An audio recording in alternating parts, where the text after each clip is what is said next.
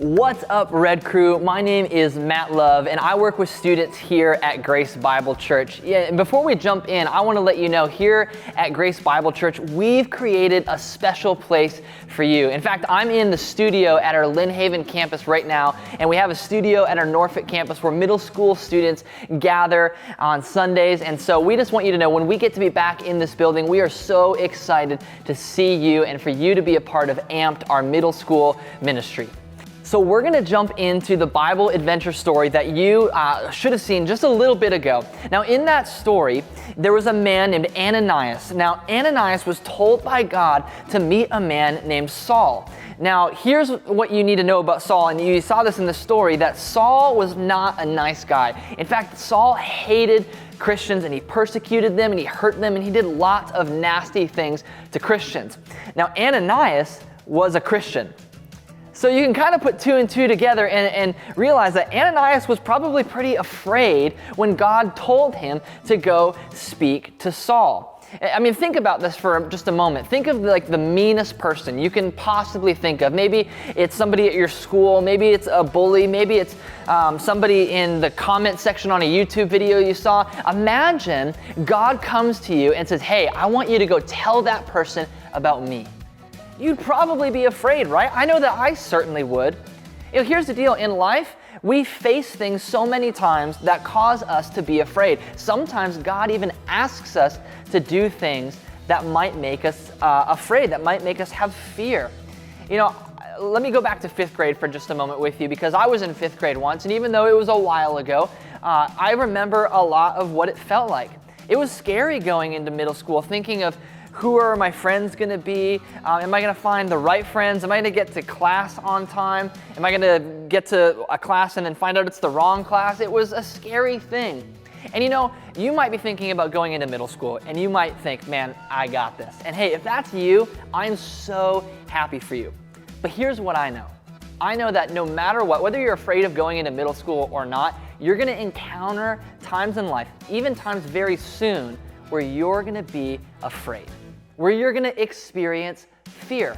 And much like Ananias, God might even ask you to do things that might make you afraid. He might ask you to do something like stand up for the kid who's getting picked on at school. He might ask you to make a new friend. He might ask you to work hard on an assignment in school that you might feel like you're not going to get a good grade on anyways, but God says, hey, keep working hard on it.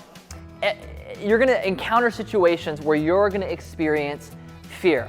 But here's a few things you need to know about fear, and hopefully you find comfort in this. Number one, everybody experiences fear. Everybody. From 5th graders to adults to your parents and your grandparents, we all experience fear. It's not anything new. It's not just you. So when you experience fear, just realize you're not alone in that. But here's the second thing that we want you to know about fear, is that when you follow Jesus, He is with you in your fear. Jesus is actually with you in your fear. He might not take away the thing that you're afraid of, but He's with you always in your fear. Now, why does that matter to you? Well, let me explain something by telling you a story a little bit here. So I've got a new baby daughter. Her name is Eleanor, and she is going to be turning 6 months old very soon. Now, Eleanor is experiencing a lot of new things because she's a little baby, right? And when she experiences new things, sometimes she gets scared. And we can relate to that, right? Because when we experience new things, like maybe going to middle school or talking to somebody new things can be scary. For Eleanor, the new things are the sound of the vacuum as we clean our apartment, or the dogs barking, or whatever it might be. They can be these new things that cause her to be afraid. And sometimes when she's afraid, she'll cry. And what I do as her father is I pick her up and I hold her close and I pat her on the back and I tell her, hey, Eleanor, I love you and it's going to be okay. Now, here's the thing about that situation. 9 times or 10 times out of 10, the dogs are still barking, the vacuum is still going, the thing that she's afraid of hasn't gone away, but she knows that I'm with her and that I love her. And that lessens her fear. And here's what you need to know, is it's the same with Jesus. Jesus is with you in your fear, and He's more powerful than you or I could ever imagine, and He's going to walk with you through your fear. So I want to jump to the Bible verse that you looked at in your Bible adventure story. Philippians 4:13 says, I can do all things through Christ who strengthens me. Now here's what's really important about that verse is it doesn't say, I can do all things, period. No, it says, I can do all things through Christ who strengthens me. That's kind of crazy, isn't it? That it's Christ who's the one who is strengthening us, that he's actually giving us the power to fight the things that we might be afraid of. So in this verse, he's not asking you to do it in your own strength, he's asking you to do it in his strength. Now, how do you do something in the strength of somebody else?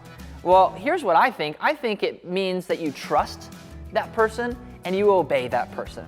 I mean, let's look at my daughter again as an example.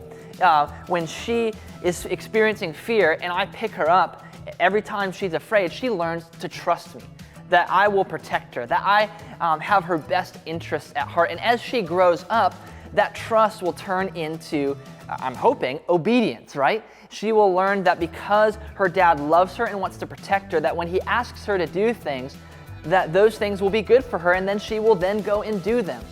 And so for us, when we experience fear, we can do things and conquer that fear through the strength of Jesus by trusting him and obeying him. By trusting and obeying him.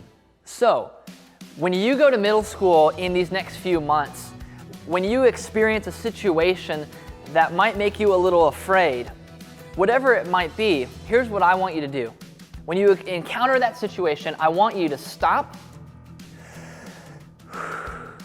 take a deep breath, and then remind yourself, I can do all things through Christ who strengthens me. And maybe you need to say it to yourself 1 time, 2 times. Heck, there's been times where I've had to say it to myself 10 times, and even more than that. Sometimes there's situations that we face that are really scary. But when we remind ourselves of that truth, we learn to trust God and then obey him. So, as we dig into this, I want you to think about these 2 questions. First question is this: where does fear show up in your life? Where does fear show up in your life? Maybe it's with a specific person. Maybe it's in a specific place. Maybe it shows up all over the place. The important thing is that you identify where does fear show up in your life. And then the second thing is this: how can you remind yourself that God is with you in your fear? Because sometimes we don't feel it, and that's normal.